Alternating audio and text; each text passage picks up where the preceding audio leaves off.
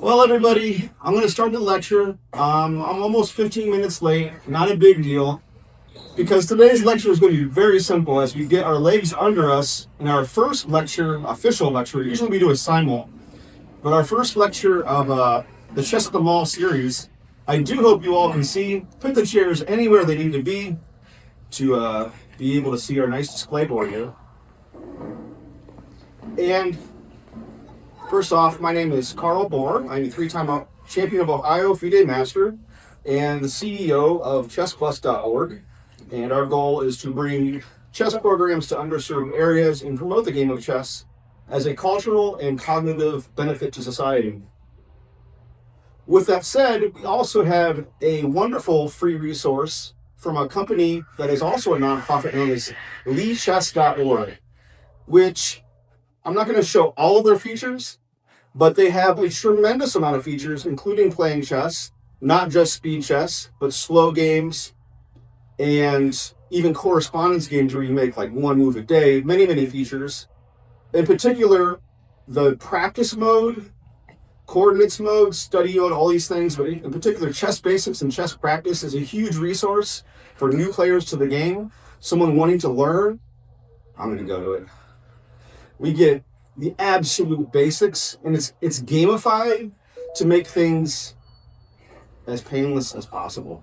Learning how the rook moves, all the way up to advanced concepts in chess, which we'll be talking about today. I'm going to go back to my analysis board and pull up my taxonomy of chess combinations. So one of my small contributions to chess is this very simple thing. Checkmate, check, mate threat, captures, double attack, threats. Believe it or not, this simple list of 6 items in this order as a hierarchy is kind of a little secret of chess, especially that third level. So what I want to talk about today is how I use these 6 steps or 6 elements of chess combinations to find good moves. And at the end, I want to show the secret 7th level. I'm just going to put 7. So let's go ahead and apply this process by looking at the most famous game ever played. And I'm not going to say who's playing this game just yet, but it started with e4. And I see the problem. Gabriel, how do I lock this thing to the screen? Because every time I move, it's going to unblock. There's no way to do it in Windows, you think? To keep it there. Right. So I would resize this. Yes, resize that will to the mat you want. In fact, you can use Windows has a new tool at the top. If you drag that up to the top, you can set it where you want it. Go like that? Yeah, that's slot on one side. Boom. Okay. And it's kind of a little smaller, yeah. Hey. There you go. Yeah. Hey, you know what? I have the board still. Can you guys see still? Looks okay. Yeah. You can pull the chair if you want to. All right. So, at the very first move of the game, White is now going to play one of these 6 moves. Knight f3 inherently threatens to take the pawn. Every one of these 6 levels, by the way, has another side to the coin. It has a counterpart. For every single attack in chess, you can say there's such a thing as a single defense. So knight c6 is a good move, probably the best move. But in this game, it was d6. Now, many of you have seen this game, and that's okay. It's worth seeing because it is the most played game of chess of all time. And it was played by a chess prodigy, the pride and sorrow of chess, Paul Morphy from New Orleans in the year 1854, I think, or 57. Anyways, at the Opera House, Paul Morphy played d4, which, let's see if you're paying attention. What level move is this in my taxonomy? Yeah, it's just a level 6 move. This move threatens to win the game with pawn takes pawn. For instance, if he is not paying attention, this move threatens to win the game in essence by the following sequence of moves. I would now be in an endgame with an extra pawn and the attack. That right there, as an evaluation function, is a huge part of chess. I have extra material and the initiative or the attack. If you have both those factors, it means you're winning chess. So that's a simple way to know who's better. Who has more stuff? Who's attacking? Okay.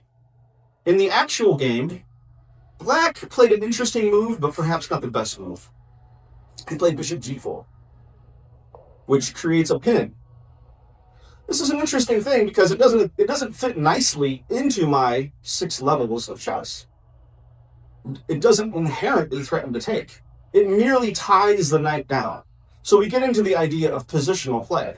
This bishop move ties the knight down to the queen, aka a pin, but nothing more per se. In some positions in chess, it will threaten to take this pawn because the knight no longer protects it. Here we have the queen protecting it. But okay, bishop g4 sets a defensive concept that when you take me, which is what happened, I can take you. And we trade pieces, a bishop for a knight. The classic question of chess, what is better, a bishop or a knight? They're both worth 3 points after all.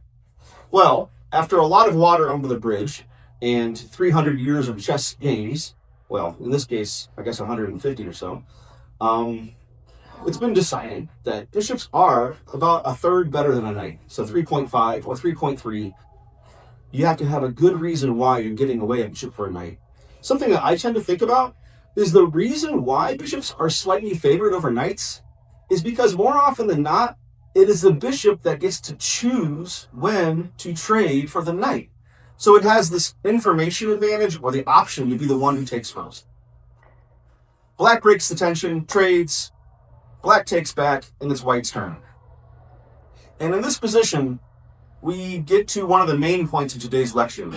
White is going to continue the attack by playing one of the 6 attacking moves, and indeed one of the hidden levels of chess. It's a level 3 move. What move should White play here? Any move. Bishop c4. So bishop c4, the most classic of attacking moves. A level 3 move, it is a mate threat. It is directly threatening to checkmate. You cannot ignore this kind of thing, or else. So Black was a decent player who definitely saw it coming and played the move knight to f6 to block the attack. And now White, on every single move, if he can, is going to play an attacking move to maintain the initiative, to tie Black down, and to increase his positional and spatial advantage. Does anyone know what the move is in this position?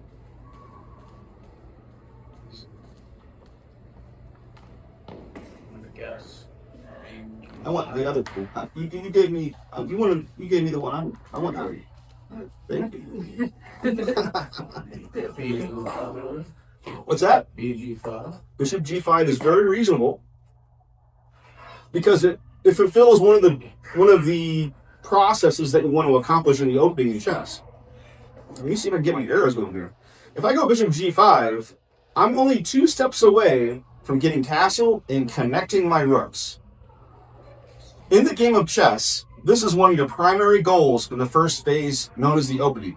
It's simply to get your rooks connected, get your king safe, and get your pieces to good squares.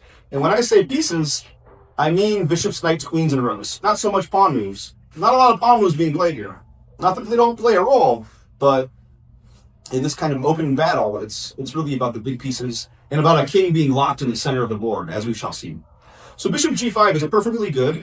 I would say it's the second best move. There's actually a slightly better move that I would say most folks miss if they haven't seen it. Because one thing we're taught as chess players is don't move the same piece over and over again, don't get your queen out. And usually that's true. Chess is full of exceptions. This queen move is a level 5 move, but it's also a level 3 move at the same time. See, it's possible for a move to be a combination of these elements. This queen move directly attacks a pawn, but it also resumes the attack on the weakest square on the chessboard. The f7 square is the only square in chess that's at the beginning just protected by the king. So it's the Achilles heel of your opponent's position. There's a reason why there's a thing called the 4-move check read. And if Black were to, say, protect this pawn, I have a checkmate in 2 moves. So we can say this queen move is a mate threat because I'm check. He cannot take that bishop. And then checkmate. So this move is very powerful. That pawn where if you play queen to b3. this geometry comes up quite a bit, and we always keep our eye on that soft spot. Now, in this position, Black showed their level. Black played a very interesting move. He played queen to e7, which looks wrong. It looks like, well, you're blocking with your bishop. Why are you doing that? The reason why is because this queen just got a jetpack on its back to go here and give a check and trade pieces. So it's going to try to neutralize White's attack by trading pieces. This is one of the secret strategies of chess. When you're under attack, trades typically will favor you, especially queen trades, so you don't get checkmated. So queen e7 was played, and Paul Morphy could have played queen takes pawn. Just got a pawn, got to this check, traded, and then figured out how to get out of this double attack. So that's why he didn't want to go into this, because he didn't want to get into a position where now he's under the gun. See, he doesn't have both of our factors. He has the extra pawn, but he doesn't have the attack. He doesn't have both factors. Well, in this situation, if I just kick the bishop away and then protect the pawn, yes, I think that this is a good position for White. But Black does have more pieces out, and that's why he rejected it. Instead of this, with the white pieces, Paul Morphy calmly brought his knight out, which protects this pawn, and the key point, subtle point, is it stops the check. So it's a multi-purpose developing move. As you get better at chess, you learn to not just play moves that look good. We could have played this the whole game, but he didn't do it until it was useful, until it was actually doing something concrete. Black plays a very interesting move, pawn c6, protecting the pawn from the side. This is often overlooked. Sideways queen moves and unblocks. Now we play Gabriel's move. There's nothing better. He develops his bishop and pins the knight down and gets ready to activate the forces and connect the rooks. Black lashes out with an attacking move. I find this moment very interesting in chess because we're in a situation where Black has been under the gun, being attacked, being tied down the whole time, doesn't have his pieces out. Yet, if White plays the wrong move here, White loses. So there's this balance in chess of justice, truth, and you gotta find, oftentimes, the only move and the best move. It's White's turn. How can White continue to play the greatest game, or at least the most famous game of all time? Any ideas from our chess players here today at Chess Day at the mall? Akeem, where are you at? What would you play in this position? What did Paul Morphy play in this position? I think he knows this.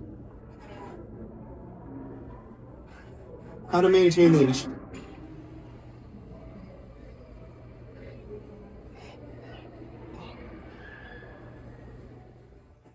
Should I retreat?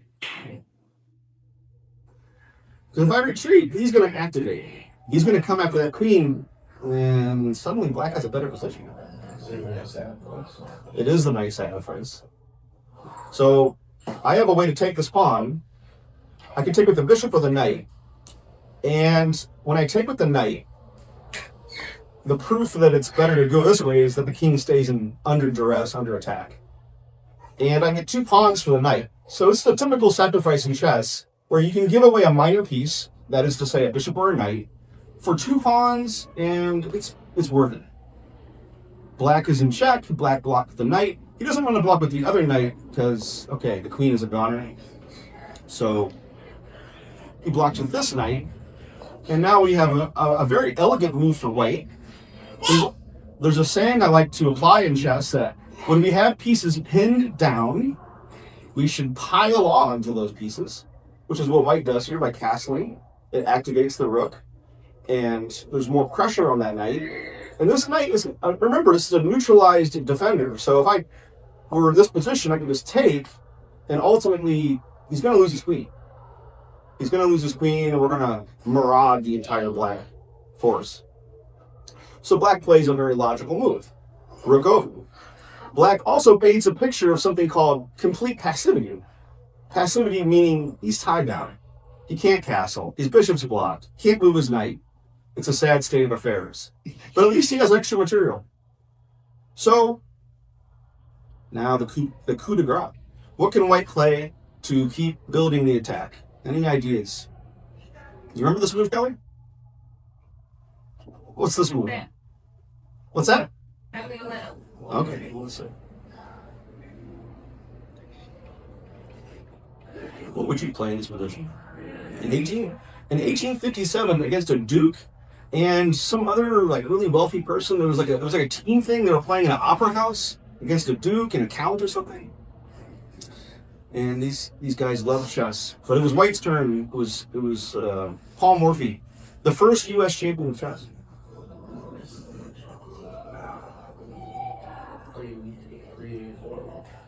What's that?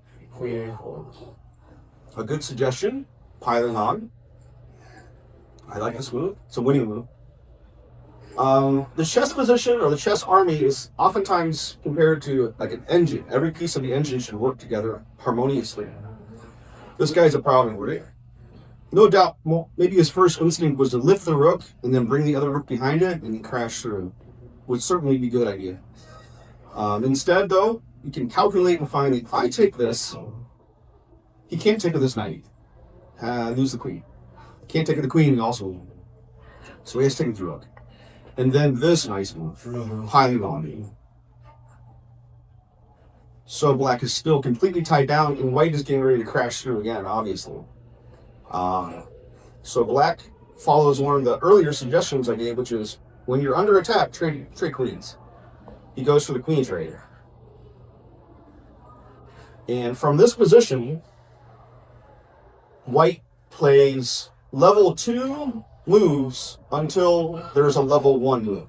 Mm-hmm. So it's a forcing sequence. So all the checks. We don't want to go queen takes queen. That gives the king a flight split.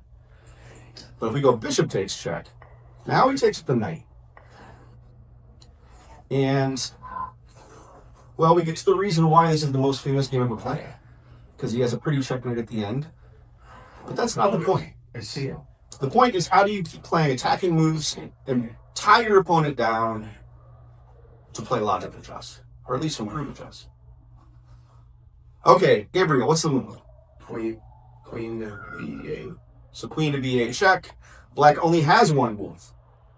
This is a useful, I call it a swing thought, is in chess, we should always pay attention to moves where our opponent only has one response. Not that that was always the right thing to do, but it, more often than not, is something you should be paying attention to. He only has one move. He has to take. And then we have this nice checkmate at the end, where, yeah, white sacrificed all of his pieces for a pretty checkmate. Because black was completely tied down and he was able to construct a checkmate pattern. So I was excited to show you all this game between Paul Morphy and the Duke of Brunswick. And also to introduce you, if you didn't know, about a thing called thechess.org, a completely free resource where we can study games like that, but we can also simply do this to get better at chess. We can learn the elements of attack, and we can solve chess puzzles. I'm going to embarrass myself if I get this wrong. So, I don't have any checkmates. I don't have any checks. I don't have any mate threats, because the king has a square. There's no way I can attack a white square. I don't have any captures. Okay. Do I have any double attacks? No. So this one's a funny one because it's showing ideas that aren't exactly on my list, involving something called queening a pawn. Like, where does that fit in on the list? I try. In this situation, this pawn and this pawn are what's known as positional advantages. It's 2 versus 1. So this move directly threatens to win the game because it's going to take a queen. And then we can do something called a breakthrough sacrifice. And what makes the magic work here is the bishop's cutting off the king from getting to the pertinent square. This wasn't exactly the kind of chess puzzle I wanted to show. Hopefully the next one will give us something a little bit more classic. Yes. So here we can see there is approximately 4, 5, 6, 7, 8. There's 7, 8 checks. Every bishop move is a check. It's just a question of what's the right one. This element is known as discovered attack. Right? The rook wants to check the king. I'm moving the bishop out of the way. Plus, I have this pawn move. And the way we solve this is through the mental swing thought. Loose pieces drop off. Whatever your opponent just did, pay attention to it. It might be a free piece hanging in the air, and we can do a double attack. A level 5 move. So always check your checks. Remember, loose pieces drop off. So here we can give a check. He's going to move out of the way. I take this piece. Now I have, well, I'm not down a piece. And I have the attack. We'll do a few more. Maybe I'll ask the crowd. So we got a rook, a bishop, and a queen, and a king all by itself. What's the right check? Maybe someone who hasn't got a chance. What do you think, Emmett? What would you do? I'll put you on the spot. Okay. Well, remember, always check your checks. And also, you might be saying to yourself, but coach, I have all these checks. I have literally I don't even know how many checks we have. We have like a bunch of checks. How do I know what check to look at first? I would say look at the most forcing one first. If I go queen takes pawn, he's only got one move. Rook takes. And then I go rook takes. It's not checkmate, and this totally fails. But still, I should look at the most forcing moves first. So, I call this a 1. When I go queen takes pawn, he's only got one move. When I go rook takes pawn, it's a 2. Because he's got rook takes and he's got king over. Okay, I can work with that. If I go rook takes, and he goes rook takes, I can go queen takes, and that's checkmate, because I got the jet back. So if I go rook takes, that covers the rook takes back. He has to go king over. And then I can use my imagination. So I got a rook here, a queen here. Do I have any checks? Well, yes, I do. Is it checkmate? Yes, it is. So a way to not be overwhelmed by the ton of possibilities and forcing moves in chess is to get better and better at seeing which one of those forcing moves has the fewest branches after it. And then you can prune down the amount of stuff to look at, and eventually you develop something called intuition, where you just automatically see, okay, it's like shortcut. Okay, this one's less. And eventually you get in tough positions where it doesn't work anymore, but okay, this is how you solve easier puzzles. So to check, he's got to take, or he could move king over, and that was mate 2. It was mate 2 either way. Okay, no queens on the board. You automatically reduce the probability of checkmate. It might not be a level 1 or level 2 puzzle. What do you think, Kelly? Oh, you had your hand up. I thought you instantly knew. Hello. Hey there. Welcome. How you doing today? We're talking about the elements of chess combinations. Have a seat. Join us. Oh, Here, I can sit here. no, that's okay. Yeah, I'm just right there. So, see it. Or you can sit across them. That was something busy. So we only have one check, No. and I don't think it goes anywhere. So I'm going to rule that out. I don't see how that could possibly lead anywhere. Any ideas? Well, forcing moves first. Believe it or not, rook takes rook is a 1. He only has one reasonable response. He has to take that. That's what we're on. And then this is a very natural plan. You know, I don't want to lose. He's got more pawns than me on this side. So if I take this guy, yeah, we can see what's happening here. This is a reason why we say bishops are better than knights. Believe it or not, it's because in the end game, the bishop's able to stop pawns, and the knight has a lot harder time tracking down pawns. Is one of many reasons the bishop is slightly favored over the knight. As we get into these many-fold positions where if it's open and you have a passed pawn race, yeah, the bishop is able to be a more effective blocker or defender. It keeps on giving promotion studies. Oh well. Okay, I'm lost on this one. It's black to play. Is it just taking the pawn?